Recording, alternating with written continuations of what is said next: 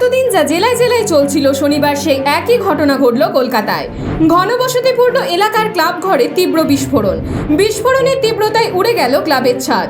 রাজ্যে আসন্ন বিধানসভা নির্বাচন, জেলায় জেলায় চলছে এসআইআর এর কাজ। ইতিমধ্যেই বাড়তে শুরু করেছে রাজ্যের রাজনৈতিক উত্তাপ। আর তারই মধ্যে খাস কলকাতায় বিস্ফোরণের ঘটনায় চাঞ্চল্য ছড়িয়েছে গোটা পাইকপাড়া এলাকা জুড়ে।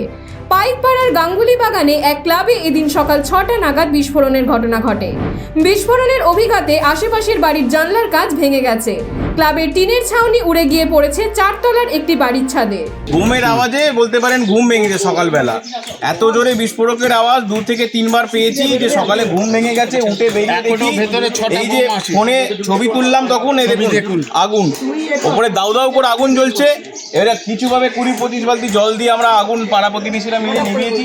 পাশের বাড়ির ছাদে দেখা যাচ্ছে বোমের যে রেসিডিউ যেটা খোলা সেটা ওখানে পড়েছে। 4 তলার ওপরে টিন ভেঙে, এই বিল্ডিং এর টিন ভেঙে আমাদের উপরে উঠে গেছে। না এত বড় তার পাওয়ার এক্সপ্লোশনে, তো খুব বাজে অবস্থা। এটা আমরা চাই পুরো তদন্ত ব্যাপারটা এবং কি জড়িয়ে আছে এর পেছনে সেটা আমরা জানতে চাই। তো ঘুম থেকে উঠিয়ে দেখছি তো হঠাৎ দুম করে বিশাল জোরে আওয়াজ, মানে আওয়াজে আমাদের সকালে আজকে সিসিটিভি বসানো, সামনে ভোট আসছে।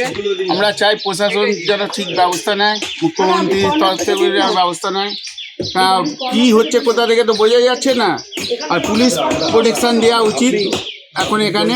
স্থানীয়রা এলাকায় পর্যাপ্ত সিসিটিভি এবং পুলিশের নজরদারি দাবি করেছেন। কে বা কারা আসন্ন বিধানসভা নির্বাচনের আগে ক্লাবের ভিতরে বোমা বা বিস্ফোরক মজুত করছিল সেটা খতিয়ে দেখতে তদন্ত শুরু করা হয়েছে। আসন্ন বিধানসভা নির্বাচনে এলাকায় বিশৃঙ্খলা তৈরির চেষ্টাতেই কি এই বোমা মজুত করা হচ্ছিল? এই প্রশ্ন এখন এলাকাবাসীর মনে ঘোরাফেরা করছে। অবিলম্বে সঠিক তদন্ত করে দোষীদের কঠোর শাস্তির দাবি জানিয়েছে এলাকাবাসী। News India.